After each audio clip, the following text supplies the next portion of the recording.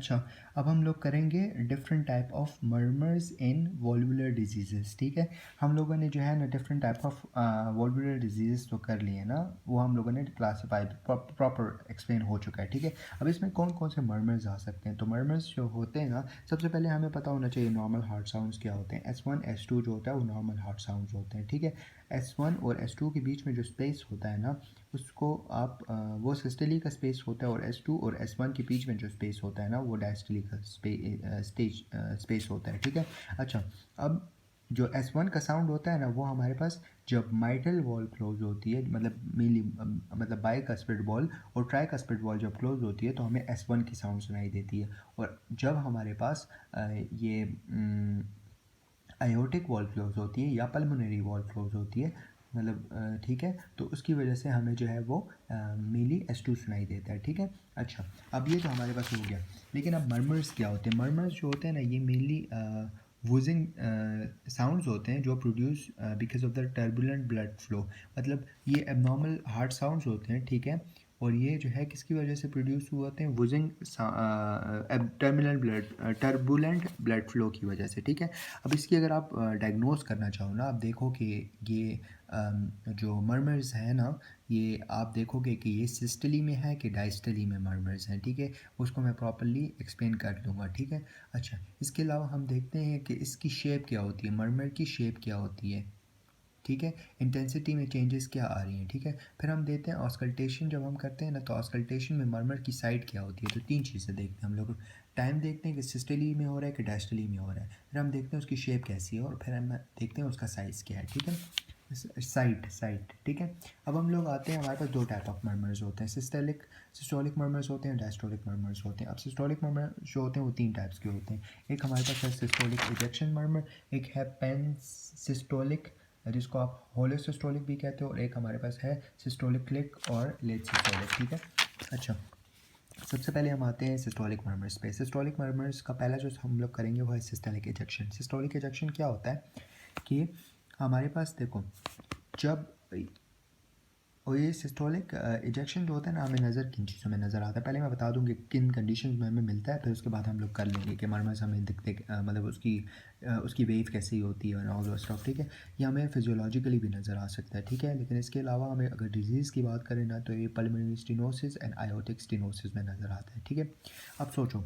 अगर आयोटा स्टेनोस्ड है या पल्मोनरी जो ट्रंक होता है वो स्टेनोस्ड है, ठीक है, तो इसकी क्या होगा कि जब हमारे पास वेंट्रिकल कंट्रैक्ट करेगा, चाहे वो राइट वेंट्रिकल हो चाहे वो लेफ्ट वेंट्रिकल हो ना, तो उसकी वजह से क्या होगा कि हमारे पास ये ब्लड जो होगा ना वो पुश, मतलब दरवाज़ा बंद है लेकिन वेंट्रिकल चाहता है कि ब्लड जाए ना। ठीक है, जब वेंट्रिकल जब चाहेगा कि ब्लड जाए ना, तो इसकी वजह से क्या होगा कि हमारे पास जो ब्लड होगा वो बहुत तेज़ी से उस दरवाजे के साथ टकराएगा। किस दरवाजे के साथ, आयोटिक वॉल के साथ या पल्मोनरी वॉल के साथ, सिस्टली में। ठीक है, जब वो बहुत तेज़ी के साथ टकराएगा उस दरवाजे के साथ, तो हमारे पास एक साउंड प्रोड्यूस होगा। अब वो साउंड कैसा होगा, अब साउंड की जो इनिशियली जब ब्लड दरवाजे के साथ टकराता है ना, तो वो साउंड जो होता है उसका बहुत लो होता है। ठीक है, लेकिन आहिस्ता आहिस्ता उसकी पीक आना शुरू हो जाती है जब वेंट्रिकल अपने मैक्सिमम कंट्रैक्शन में होता है। ठीक है,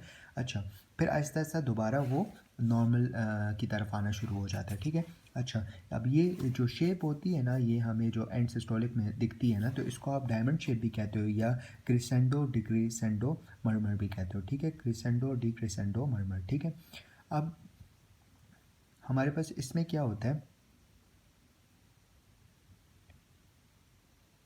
अच्छा, अब इसमें क्या होता है कि अगर अगर ये स्टेनोसिस आयोटिक स्टेनोसिस की वजह से हमें मरमर नज़र आया ना, तो ये आयोटिक, जहाँ पे आयोटा स्टार्ट होता है ना, वहाँ पे हमें ये सुनाई देगा और ये रेडिएट करेगा नेक साइड पे। ठीक है, और अगर पल्मोनरी स्टेनोसिस की वजह से मरमर सुनाई दिया है ना, तो जहाँ पे पल्मोनरी ट्रंक होता है ना, स्टार्ट होता है, वहाँ पे हमें ये ऑस्कल्टेट होगा। ठीक है, अच्छा, ये मेनली किसकी वजह से होता है, मैंने बता दिया, सिस्टोलिक क्लिक की वजह से, मतलब जब सिस्टली होती है तो उसकी वजह से हमारे पास ये दिखता है। अब हम आते हैं पैन सिस्टोलिक और हॉलोसिस्टोलिक। ठीक है, हॉलोसिस्टोलिक की जो साउंड होता है ना वो इस तरह का होता है। ठीक है, किस तरह होता है, ये माइट्रल रिगर्जिटेशन या ट्राइकस्पिड रिगर्जिटेशन जब होती है ना, तो उसमें क्या होता है कि हमारे पास जो लेफ्ट एट्रियम है या लेफ्ट वेंट्रिकल है या राइट वेंट्रिकल है, उससे ब्लड जो होता है वो वापस आना शुरू हो जाता है एट्रियम में, राइट या लेफ्ट एट्रियम में। जब वो वापस उसकी तरफ जाता है ना, तो इसकी वजह से क्या होता है कि हमारे पास हमें जो है ना एक साउंड आना शुरू हो जाता है, ठीक है। इस रिगर्जिटेशन की वजह से, वो बैक फ्लो की वजह से एक साउंड आता है, ठीक है। तो उसको आप हॉलो सिस्टोलिक या पैन सिस्टोलिक भी कहते हो, ठीक है। और इस साउंड अगर माइट्रल रिगर्जिटेशन की वजह से हुआ है तो इसकी एक ऑस्कल्टेशन करोगे तो आपको एपेक्स में सुनाई देगा, ठीक है। और ये रेडिएट करता है एक्सिला की तरफ। और अगर ट्राइकस्पिड रिगर्जिटेशन की वजह से हुआ है तो ये जो है ना मेनली रेडिएट करेगा टू लेफ्ट टर्नल बॉर्डर की तरफ, ठीक है। अच्छा, फिर थर्ड हमारे पास है सिस्टोलिक क्लिक और लेट सिस्टोलिक, ठीक है। अब ये लेट सिस्टोलिक या सिस्टोलिक क्लिक जो होता है, यह हमें मेनली इसकी एग्जांपल मतलब कब दिखाई देता है, सुनाई देता है, माइट्रल वॉल स्टेनोसिस में नज़र आता है। माइट्रल वॉल स्टेनोसिस में नज़र आता है, क्या होता है कि जब माइट्रल वॉल स्टेनोसिस हो गई है, ठीक है, और इसके बाद क्या होगा कि हमारे पास जब वेंट्रिकल कंट्रैक्ट करेगा, ठीक है, वेंट्रिकल कंट्रैक्ट करेगा, सॉरी, माइट्रल वॉल स्टेनोस्ड है, ठीक है, स्टेनोस्ड है। तो जब स्टेनोस है तो अब जब एट्रियम कंट्रैक्ट करेगा, ठीक है, जब ये अब दोबारा बना देता हूँ मैं, ये लेफ्ट एट्रियम है, ये लेफ्ट वेंट्रिकल है, ठीक है। अब माइट्रल वॉल बंद है तो क्या होगा, जब एट्रियम कंट्रैक्ट करेगा तो अब वो तो बंद है या थोड़ा सा उसमें रास्ता है, ठीक है। तो इसकी वजह से क्या होगा कि हमारे पास हमें एक सिस्टोलिक क्लिक नज़र आएगी या लेट सिस्टोल नज़र आएगा। तो वो कब नज़र आएगी, जब वह एट्रियम की मैक्सिमम कंट्रैक्शन होगी। जब मैक्सिमम एट्रियम कंट्रैक्ट करेगा ना तो हमें एक क्लिक टाइप नज़र आएगी, क्लिक टाइप नज़र आएगी, ठीक है, क्लिक साउंड नज़र आएगा, ठीक है। तो ये जैसे इस पिक्चर में भी हमें नज़र आ रहा है, ठीक है।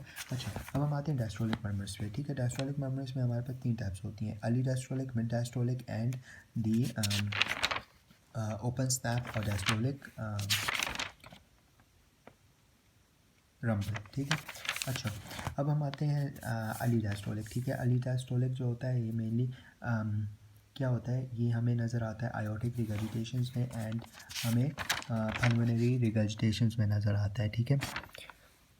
आयोटिक रिगर्जिटेशन एंड पल्मोनरी रिगर्जिटेशंस, ठीक है। इसमें क्या होता है कि जब हमारे पास देखो इसकी उस पिक्चर को देखते हैं, ठीक है। Best heard along the left aortic border, ये याद रखना है, बॉर्डर है, ठीक है, ठीक है।